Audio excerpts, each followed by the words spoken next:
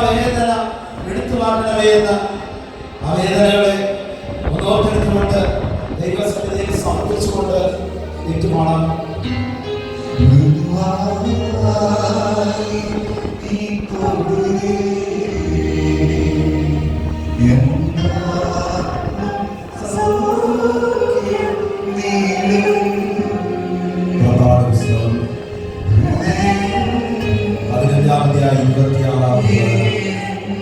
ഞാൻ നിന്നെ സൗഖ്യപ്പെടുത്തുന്ന കർത്താവാണ്.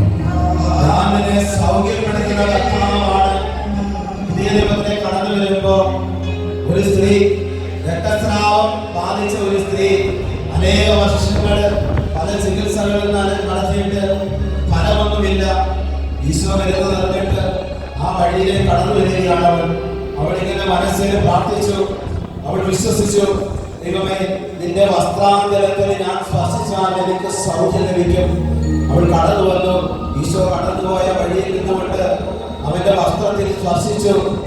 ഈശോ പറയുകയാണ്, ആരാണ് എന്നെ സ്പർശിച്ചത്? എന്റെ ശരീരത്തിൽ നിന്ന് ശക്തി പുറപ്പെട്ടു. പ്രിയപ്പെട്ടവരെ, ദൈവം നമ്മളെ തൊടുന്ന നിമിഷമാണ്. ദൈവം നമ്മളെ തൊടുന്ന നിമിഷമാണ്. ഓരോ ആരാധനയുടെ നിമിഷം നമ്മുടെ ഹൃദയങ്ങളെ, നമ്മുടെ ജീവിതങ്ങളെ തൊടുന്ന നിമിഷം, അടിമുടി നമ്മുടെ ജീവിതം മാറുന്ന നിമിഷം, ആ തൊട്ട മാത്രയില് അവൾ സൗഖ്യത്തിന്റെ അനുഭവത്തിലേക്ക് കടന്നു വന്നുവെന്ന് തിരുവചനം സാക്ഷ്യപ്പെടുത്തുന്നു. ഓരോ ആരാധനയുടെ നിമിഷങ്ങള് നമ്മുടെ ജീവിതത്തിലെ അനുഗ്രഹമായി മാറണം.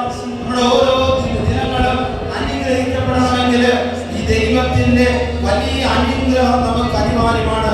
ആ അനുഗ്രഹം പ്രാപിക്കുവാനാണല്ലോ നാം ഇതിനുകളിൽ നിന്ന് ബസ്സിലേറി ഇവിടെ ആയിരിക്കുന്നത്.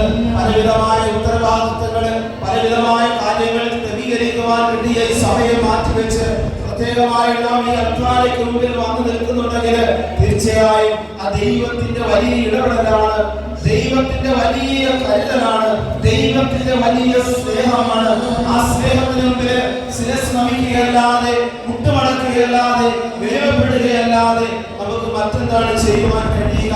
ജീവിതത്തിൽ എന്തോരം അഹന്തകള്, അഹങ്കാര ചിന്തകള് ജീവിതത്തിൽ ഒന്ന് പച്ച പിടിച്ചു വരുമ്പോ, ജീവിതത്തിൽ എവിടെയെങ്കിലും ഒക്കെ എത്തിപ്പെടുമെന്ന് സ്വയം തീരുമാനിക്കുമ്പോൾ മറ്റുള്ളവരെ പരിഗണിക്കാതെ, മാതാപിതാക്കളെ പരിഗണിക്കാതെ, രോഗികളായ മാതാപിതാക്കളെ സംരക്ഷിക്കാതെ നമ്മുടെ ഉത്തരവാദിത്തങ്ങളൊക്കെ മറന്നു കളയുന്ന സ്ഥിതിവിശേഷത്തിലൂടെ നമ്മളിന്ന് കടന്നു പോകുമ്പോ ദൈവം നമ്മളിൽ നിന്ന് ആഗ്രഹിക്കുന്നത് നമ്മളെ വളർത്തി വലുതാക്കി, നമ്മളെ മാറോടണച്ച് ഇന്നുവരെ നാം എത്തി നിൽക്കുന്ന ഈ ജീവിത വഴികളില് നമുക്ക് വഴിവിളക്കായി മാറിയ ആ മാതാപിതാക്കളുടെ കണ്ണുനീരും പ്രാർത്ഥനയുമാണ് ഇന്ന് നാം നിൽക്കുന്ന ജോലിയും സ്ഥലങ്ങളും ഇടങ്ങളും നാം ആയിരിക്കുന്ന അവസ്ഥകളും എന്ന് തിരിച്ചറിയുവാനുള്ള കൃപ തരണമേ എന്ന് നമുക്ക് പ്രാർത്ഥിക്കാം.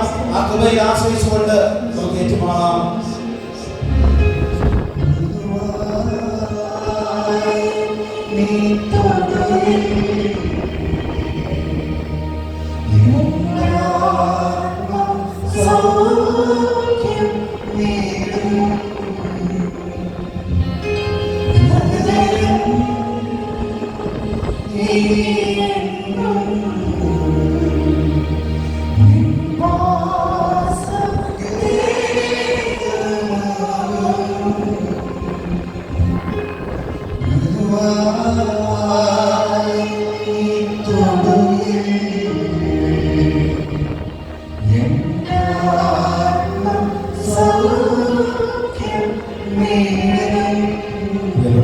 ആഘോഷിക്കുക